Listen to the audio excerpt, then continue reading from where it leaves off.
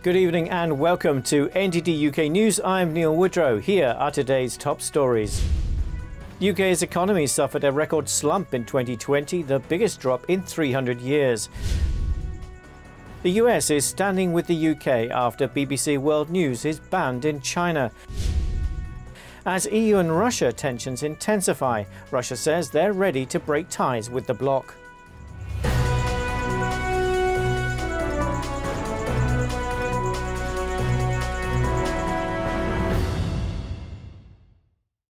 Following the UK government's efforts to block a vote on the Genocide Amendment, NTD's sister company, the Epoch Times, spoke with the peer behind the legislation, Lord David Alton. Eddie Aitken tells us more.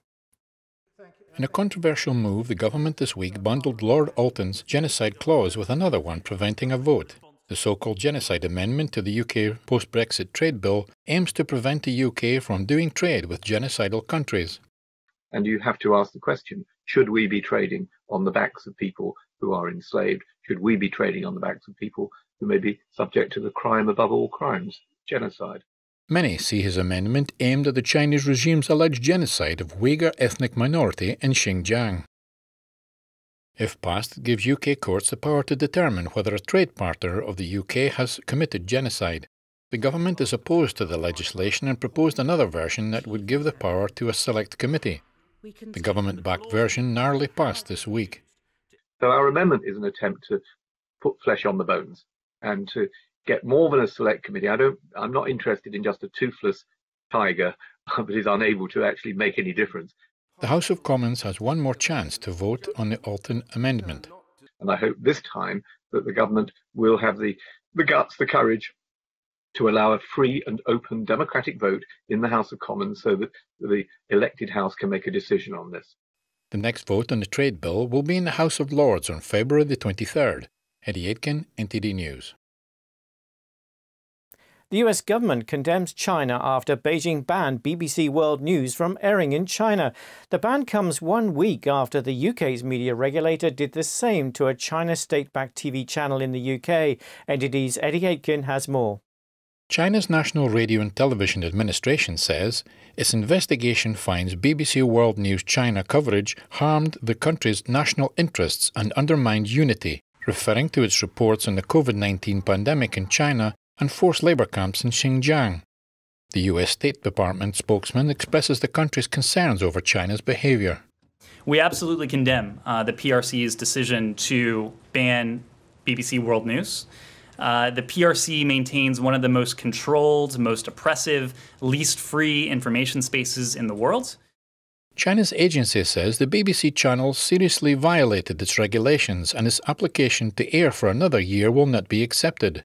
It's troubling that as the PRC restricts outlets and platforms from operating freely in China, Beijing's leaders use free and open media environments overseas to promote misinformation. UK Foreign Secretary Dominic Raab says China has some of the most severe restrictions on media and internet freedoms across the globe, and this latest step will only damage China's reputation in the eyes of the world.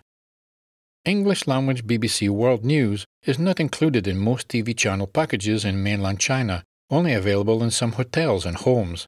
Two Reuters journalists in Beijing say the channel has gone blank on their screens. Eddie Aitken, NTD News. The UK economy suffered a record 9.9% fall in 2020. Chancellor Rishi Sunak says the government will do everything it can to protect jobs and businesses. NTD's Earl Rhodes has more. The slump represents the UK's biggest annual crash in output in more than 300 years. Today's figures show that last year our economy experienced a significant shock. And whilst there were some signs of resilience over winter, what's clear is right now many families and businesses are experiencing hardship. Sunak says the country's record fall in GDP was in line with other countries when measured on a comparable basis. He says an economy recovery plan will be set out in the upcoming budget. We've put in place a comprehensive plan for jobs to support people through this crisis, and we will set out the next stage of our economic response at our budget in early March. Official figures show GDP grew 1% between October and December, making it likely that Britain will escape 2 straight quarters of contraction or a recession. But the economy is set to shrink early this year due to the 3rd national lockdown. Earl Rhodes, NTD News. Relations between Russia and the EU have come under renewed pressure over the detention of Russian opposition leader Alexei Navalny. Now Russia says it's ready to break ties with the bloc. Joanna Conway has the story. Speaking on Friday, Russia's foreign minister said Russia is ready to cut ties with the EU if the bloc impose new sanctions. We don't want to isolate ourselves from global life, but we have to be ready for that. If you want peace, then prepare for war. He said a break in ties could happen if EU sanctions created risks to the economy, including in the most sensitive areas. There appears to be a consensus building among EU members to impose targeted sanctions on Russia over the jailing of Kremlin critic Alexei Navalny. Earlier this week, the EU's top diplomat had already increased the temperature after a Moscow trip that was seen as a failure after Russia expelled 3 EU diplomats. And there seems to be almost no room for development of democratic alternatives. The Russian authorities have shown in the Navalny case that they are merciless in stifling any such attempts. EU ministers are expected to discuss sanctions at their next meeting on February the 22nd. Joanna Conway, NTD News. In France, new cases from CCP virus variants are rapidly increasing along its northeastern border. The French health minister calls it a worrying new development. NTD's Joanna Conway has more. Highly contagious variants of the CCP virus are spreading in the eastern France area of Moselle. We consider the spread of these 2 variants, the South African and the Brazilian, not to be unavoidable. That's why we're doing all we can, absolutely all we can, to stop their spread. Authorities say they found 300 cases of these virus mutations in the last 4 days, which adds to the 200 cases previously identified. Clearly, it is a situation that is more worrying. The country is already coping with the spread of the UK variant of the virus, which Varane says now accounts for a quarter of all new cases. He says recent nationwide measures have slowed the virus spread, but authorities are considering if more are needed. We've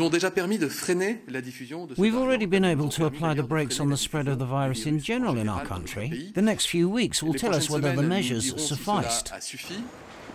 A French government spokesman speaking to Europe 1 Radio says they're not ruling anything out. Varane says he intends to visit Moselle on Friday to discuss means of action with local authorities.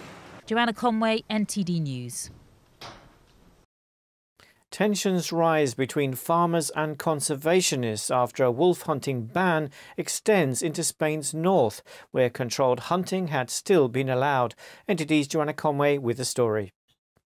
Since the 1960s, Spain's Iberian wolf population has rebounded from a few hundred to an estimated 2,000, with over 90% of its population in the north. According to the Spanish Agricultural Association, wolves help regulate local fauna, but also kill about 15,000 farm animals a year.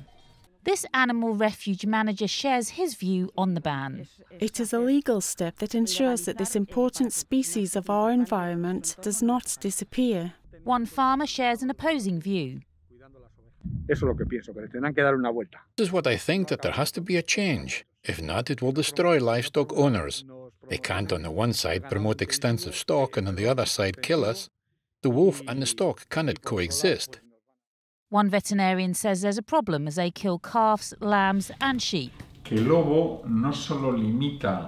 Wolves not only interfere with the wildlife food chain, but with the domestic food chain as well. Farmers in some regions have adapted by building pens to protect their flocks, but some think herding where sheep roam freely is incompatible with a resurgent wolf population. Joanna Conway, NTD News. Hundreds of protesters called for an end to Burma's military coup in Australia's capital. NTD's Eddie Aitken brings us more. Holding placards and portraits of detained leader Aung San Suu Kyi, protesters chanted and demanded a return to democracy in Burma. They are defying the military junta's call to halt mass gatherings. For the protest organizer, the current coup is a flashback to darker times. Because of this military coup, the country has gone back to the dark age. He says the current situation reminds him of the oppression in the country when it was ruled by a military dictatorship. And it has gone back to this under these military rules, all these atrocities and sufferings, the denial of human rights, ethnic cleansings, as we can see in the media. In 1962, the military staged a coup and took over the country. It wasn't until 2015, after a gradual liberalization, that Burma had free elections. Eddie Aitken, NTD News. Democrats wrap up their argument to convict former US President Donald Trump on Thursday. More focus on the aftermath of the breach instead of presenting evidence that Trump is responsible for the violence. NTD's Melina Wisecup in New York has more updates on the trial. After a 2-day-long presentation, the impeachment managers have wrapped up their case, devoting most of their time to recounting the violence at the Capitol, playing clip after clip of the breach. No new evidence was given to prove why Trump should be held accountable for the chaos at the Capitol. One argument the Democrats have is that Trump's guilty for not actively trying to stop the violence beforehand, even with early warnings that violent actors had planned to go. Leading up to the attack, the insurrectionists said they were coming to D.C. for President Trump. But what they didn't mention is that Trump offered to deploy 10,000 National Guard troops to Washington ahead of January 6th. Senator Lindsey Graham says he believes the not guilty vote is growing. Yeah, I think they're making a movie, you know. They haven't in any way tied it to Donald Trump. Over the past 2 days, the Democrats would need to have convinced 17 Republicans to jump ship to convict, which is unlikely. But there is a constitutional loophole that the Democrats could use to disqualify Trump from holding office again. I do think they're going to try to create a scenario where they piece together these different parts of the Constitution to be able to get a vote with a majority based on the 14th Amendment and based on that part in Article 1, Section 3 about disqualification to still try to prevent Donald Trump from running for office. And they're already floating that idea. I mean, they've been putting out articles. They've had, experts out there saying that this would be okay. And one thing that's worth mentioning here is a comment made by House Manager Raskin as he wrapped up his case tonight. He reminded the senators that they can impeach the president, but the president can never impeach them. So that's a pretty bold statement made by him. Now we'll just have to see how this trial plays out in the coming days and if the Democrats will try to take any further actions if they don't get the 2/3 vote needed. US President Biden spoke to Chinese leader Xi Jinping on Wednesday. They talked about China's unfair economic practices, the crackdown in Hong Kong, human rights abuses in Xinjiang, and assertive actions in the Indo-Pacific region, including toward Taiwan. U.S. President Joe Biden spoke with Chinese President Xi Jinping for the first time since coming into office on Wednesday evening. Biden stressed human rights concerns and the importance of a free and open Indo-Pacific, while Xi warned that a confrontation between the two nations would be a disaster. Xi also urged that the two sides should re-establish the means to avoid misjudgments, according to the Chinese Foreign Ministry's account of the call. Biden emphasized what he called Beijing's coercive and unfair practices, including its crackdown in Hong Kong, reported human rights abuses in Xinjiang, and increasingly assertive actions in the region, including toward Taiwan, the White House said in a statement. But Xi maintained a hardline tone on Hong Kong, Xinjiang, and Taiwan, which he said were matters of sovereignty and territorial integrity. It was Xi's first call with a U.S. president since he spoke with former President Donald Trump last March. Chinese officials have expressed cautious optimism that bilateral relations will improve under Biden and urged Washington to meet Beijing halfway. But the Biden administration has made clear it will continue to maintain pressure on China, while also pledging a more multilateral approach. A senior Biden official said the administration will look at adding new targeted restrictions on certain sensitive tech exports to China, and there would be no quick moves to lift Trump's tariffs on Chinese imports. And now let's take a look at what Biden did in his first 3 weeks to impact China policy. Here's NTD's Penny Zhou with the story. Experts have been saying President Biden will continue Trump's tough stance on China. We do think that Joe Biden and his administration will continue a tougher approach to China. But one analyst says, judging from recent China policies, the new administration's specific methods are quite different. Biden has taken a hard line towards China's military activities in the South China Sea. That's through sending aircraft carriers and warships to sail through the ocean, sending the message to China that the U.S. does not recognize Beijing's claim to the territory. But on the other hand, the White House recently withdrew a Trump-era rule that require American schools to report their relationships with China's Confucius Institutes. Those are language and cultural classes held outside of China, sponsored by the Chinese regime. They've been accused of spreading pro-CCP propaganda and exporting censorship to U.S. campuses. The new administration also backed off from Trump's efforts to ban TikTok. The social media app is hugely popular among American teenagers, but is owned by a Chinese company. Lawmakers and experts have said the firm may collect sensitive data from American users and submit it to the CCP. President Biden also extended the deadline for American investors to stop buying stakes in Chinese companies with military ties. Former President Trump previously set the deadline for last month. Biden's strategy, as we have seen in the 3 weeks since he took office, is to deal with the hard power of the Chinese regime and the sharp power of the regime separately. These terms were coined by American diplomats. Hard power refers to military force and coercion. Soft power means using culture, ideals, and values to influence others. China affairs analyst Tang Junyuan says the Chinese regime's sharp power is different from both of the above. It is actually a comprehensive use of information warfare, public opinion warfare. It's to infiltrate the other side's economic, political, cultural, and scientific fields. The goal is to gain control over the fields and then influence the other country's policies or even achieve complete control.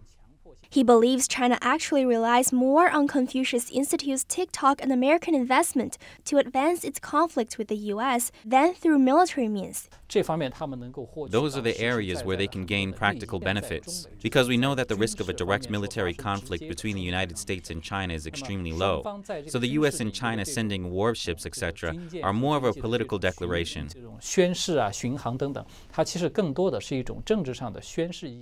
He said the previous administration has been trying to decouple with China in a number of fields, including the development of sensitive technology. As long as you are connected in these areas, you can hardly avoid the CCP's use of various ways to take advantage of the openness of Western liberal and democratic societies to infiltrate and dismantle you from within. So decoupling in these areas, in my opinion, is the most effective way. But it remains to be seen whether it's likely to happen. A senior China policy official from the Biden administration said in a panel discussion that the U.S. and China should take small steps to form a workable relationship. For both sides to stop, take a deep breath, perhaps step back a little bit, reflect, but there may be things on visas, on journalists, on consular outposts. There are a number of things that you could imagine that could be potentially helpful. He could be referring to reversing some of Trump's policies. The policies include restricting visas for Chinese Communist Party members, expelling Chinese state media journalists, and closing Chinese consulate that allegedly served as spy outposts. Penny Zhou, NTD News. The Chinese regime is sending more CCP virus vaccines to Central and Eastern Europe, but its vaccine diplomacy is also facing some challenges. NTD's Becky Zhou has the story. Chinese Party Communist Chairman Xi Jinping is promising more vaccines to Central and Eastern European nations. Chinese companies already sent Serbia 1 million doses of Chinese-made CCP virus vaccines. Now Hungary is also working with Chinese companies to get its own supply. So they basically weaponize the COVID-19 situation to promote its image globally. So they see this is a golden opportunity for the Chinese Communist Party to exert a bigger influence globally. A major roadblock to the regime's vaccine diplomacy is that Chinese vaccines may not be as effective as Beijing claims. Outside of China, different countries found different efficacy rates in clinical trials. So far, Brazilian scientists found the lowest efficacy rate, a mere 50%. But Chinese company Sinovac says its vaccine is 91% effective. American vaccines have different delivery methods. The vaccines the China made inactivated, and so this is a traditional way of making vaccine. In the United States, those are mRNA vaccines. So basically, they're using a genetic code. The Chinese regime is competing with the US, the UK, India, and Russia in vaccine development in order to boost its image worldwide. Despite Chinese vaccines' questionable efficacy rates, the Chinese regime is continuing its vaccine diplomacy and preparing to send more doses to other nations. Reporting by Becky Zhou, NTD News. Over 1 year since the start of the pandemic, 7 journalists are still detained in China for reporting on the outbreak. That's according to the NGO Reporters Without Borders. NTD's France correspondent David Vives has more. Reporters Without Borders, or RSF, says since the outbreak in the first months of 2020, the Chinese regime has escalated its silencing of the press, arresting at least 10 journalists and commentators who reported on the crisis. 7 of them remain detained or missing to this day.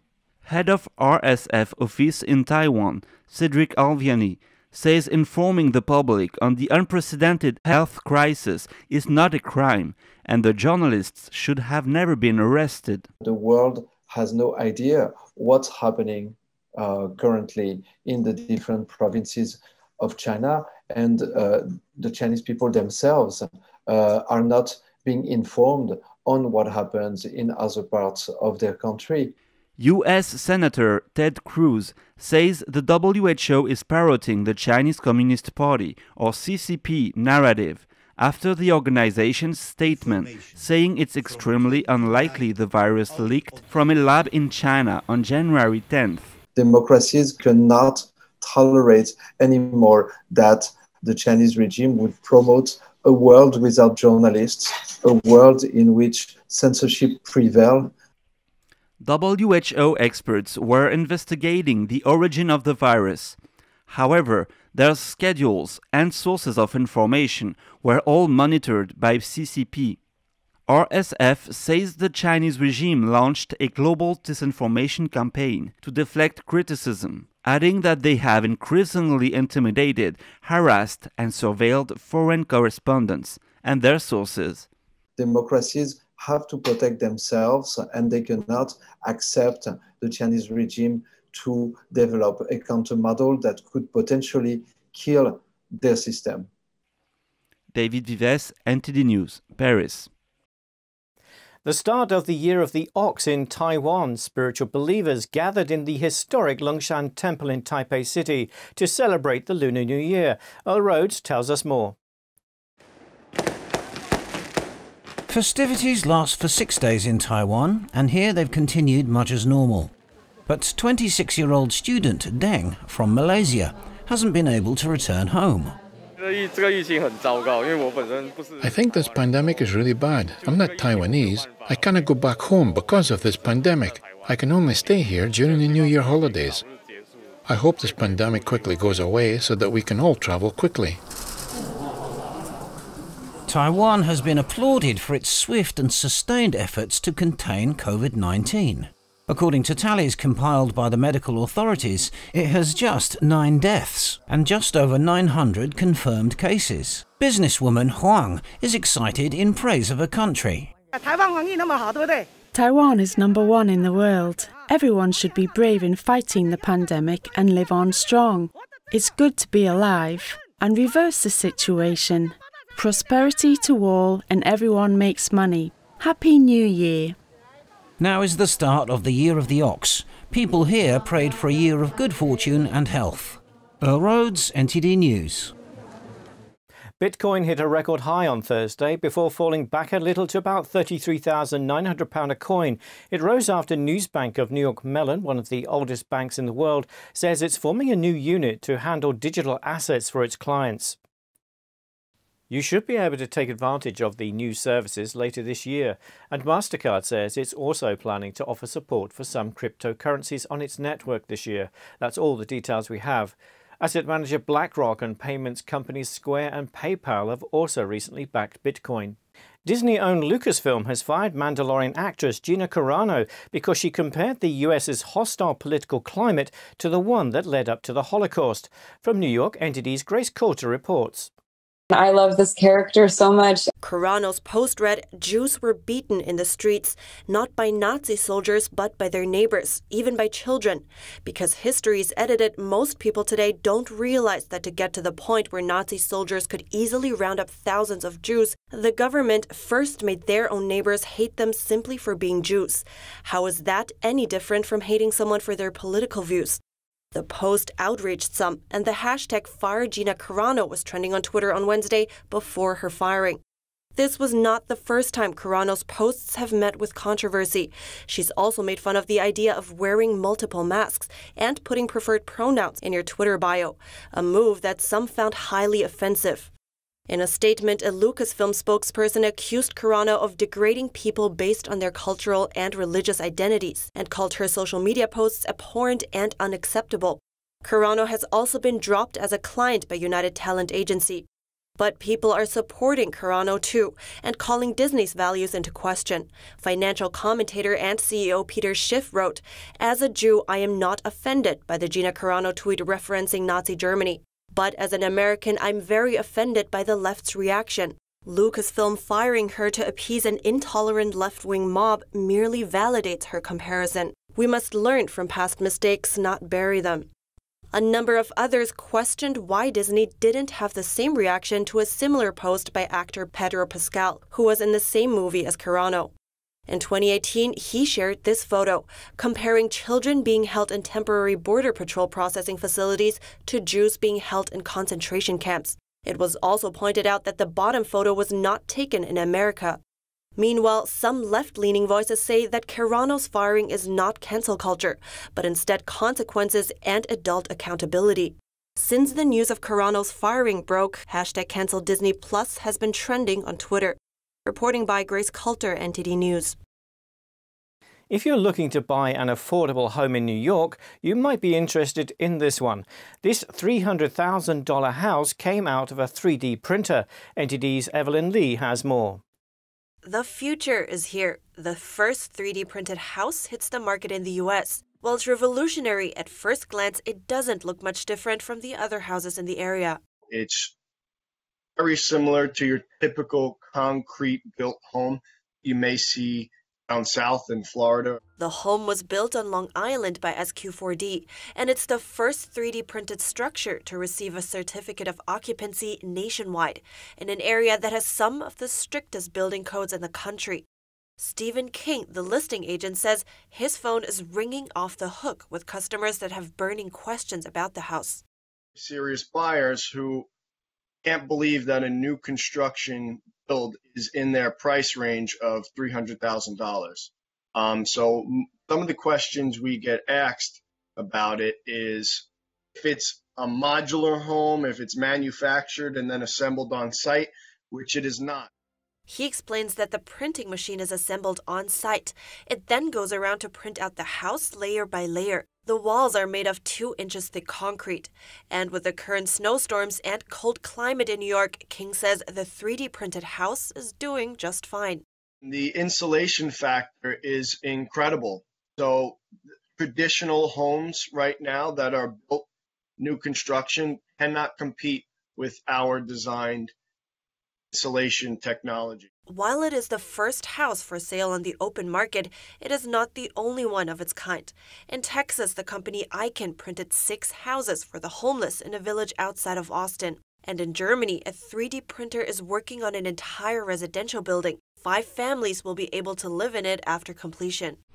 While 3D printing is one of the solutions to the ongoing housing crisis, it does not entirely replace traditional construction. And governments are yet to update regulations, building codes, and establish universal standards for inspection. Evelyn Lee, NTD News, New York. That's all for now from NTD UK News. See you next time.